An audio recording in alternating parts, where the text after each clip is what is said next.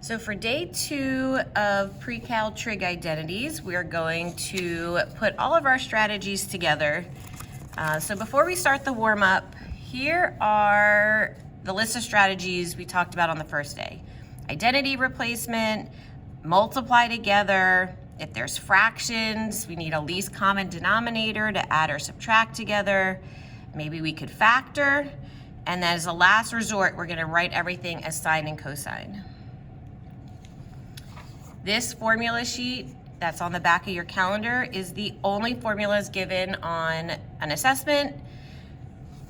Just this top row of the Pythagorean identities is useful for us right now. We'll get to the rest later in the quarter. So let's start with the warm-up. Number 1 is cotangent squared minus cosecant squared. So when I look at my identities, I see that we have a cosecant squared and a cotangent squared in this third Pythagorean identity. So what I'm going to do is replace the cosecant squared with what it equals, which is 1 plus cotangent squared.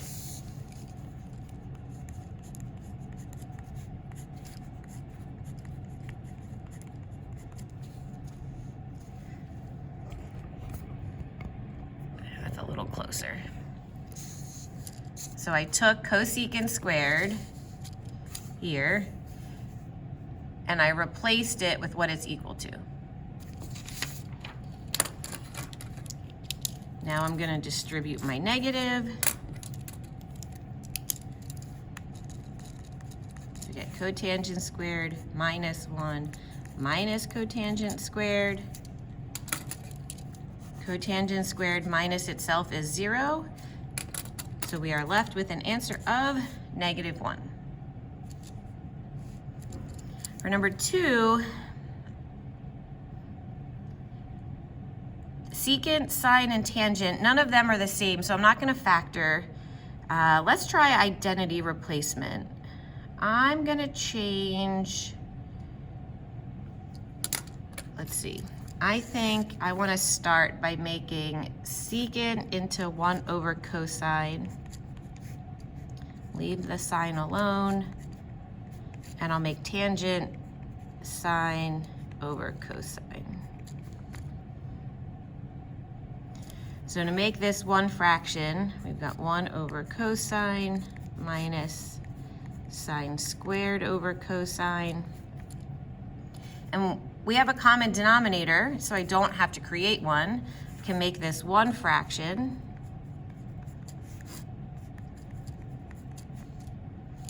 And now let's see, back on my formula sheet. Here we've got 1 minus sine squared. I see that here. So just like the first one, I can replace the 1 with sine squared plus cosine squared, or you can take this equation and change the way it looks. I notice that if I subtract sine squared to the right, let me write it up here. So what we have is sine squared plus cosine squared equals 1. So if I subtract sine squared to the right-hand side,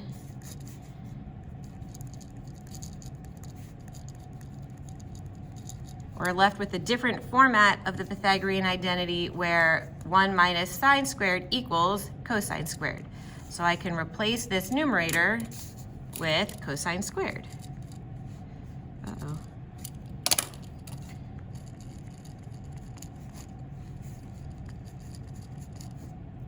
If you are a person who likes to do the replacement instead, this 1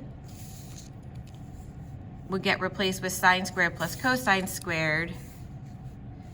I'll show you what that would look like over here.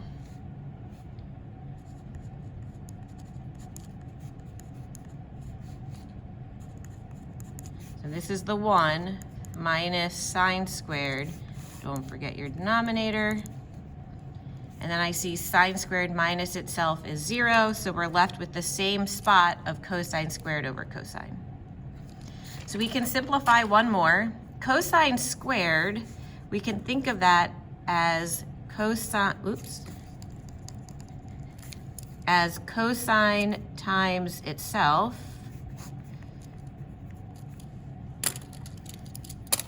And now cosine divided by cosine is 1, and we are left with a final answer of cosine x. All right, so a few more class examples today. Identify the strategy to simplify and apply it. So number 1, I see a sine squared, a 4, and 100. And to me, those are all perfect squares. So this factors as a subtraction of a difference of perfect squares because of the subtraction. So to factor this, I'm going to think to myself, what times itself is 4, which is 2. What times itself is sine squared is sine. What times itself is 100. And then it factors to conjugates, which are opposite signs, so plus, minus. 81 cosine squared minus 25. That's another difference of perfect squares. So I've got 9 cosine x 5. Positive and negative. It doesn't matter the order that you do the signs in, they just have to be opposite. So 9 cosine x minus 5, 9 cosine x plus 5. So for number 3, okay, well, factoring's not my strategy. Really, I don't like fractions. I don't want to make a common denominator. I think I might rewrite this in the non-reciprocal form. If you don't know your reciprocal identities, you can look back earlier in the packet for those reciprocal identities. 1 over cosine is the same as secant, but it's squared here. 1 over cotangent is the same as tangent. We've got an identity here that relates secant and tangent, so I'm going to replace the secant squared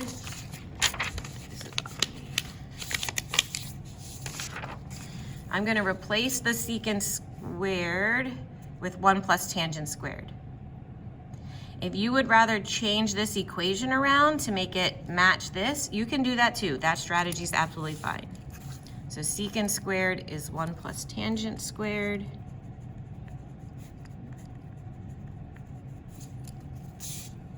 Tangent minus itself is 0, so we're left with 1. All right, and number 4, 1 minus sine squared over tangent squared. So for fractions, if to make a common denominator, I would get tangent squared over itself. And none of these identities have tangent squared with sine squared, so I don't want to do that.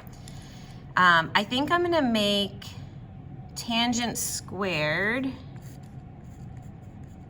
into sine over cosine. And then when this is big fraction. So then when we divide by a fraction, that's the same thing as multiplying by the reciprocal where I flip this. And now I can see these sine squareds divide to 1, and we're left with 1 minus cosine squared.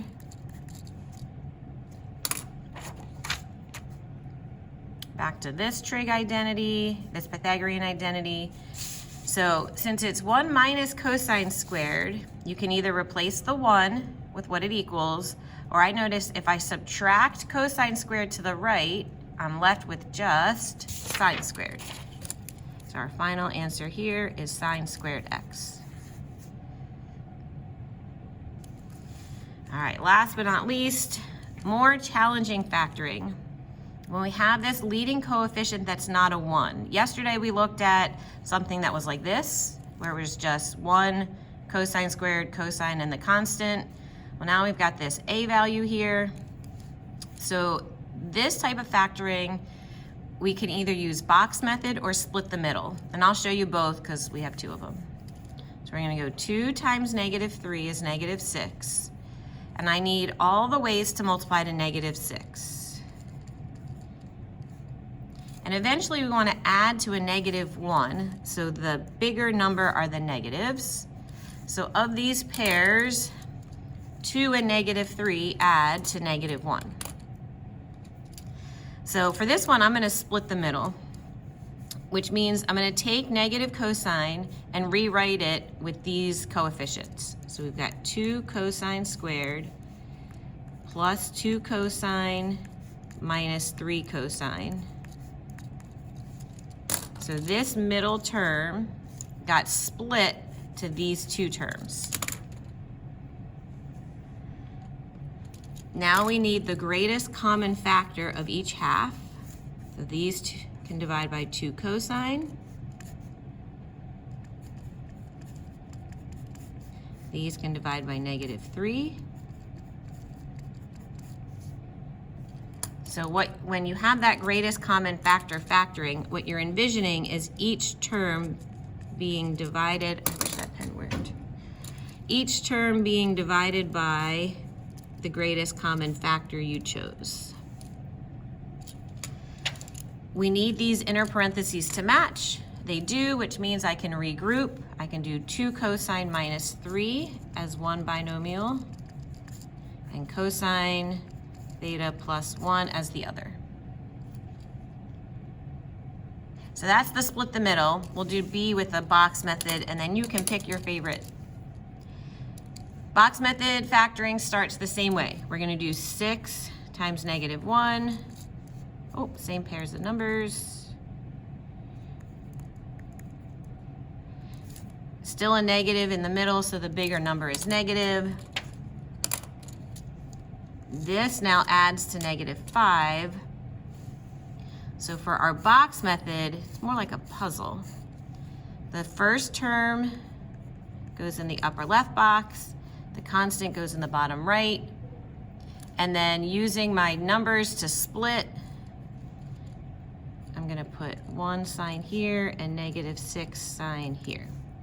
So these would add to the -5 sin x. I need to fill in the length and the width of each rectangle so that when I multiply, I would get the inside. So I'm going to start with 1, because the only way to multiply to 1 is 1 and 1. With the negative, this is the negative row, so the negative goes here. So now I'm thinking 1 times what would get me 1 sin x, and that would be sin x. Then I can think -1 times what gets me -6 sin x. And then I can check if I multiply these, do I get this box? I do. So our factors are 6 sin x plus 1 and sin x minus 1.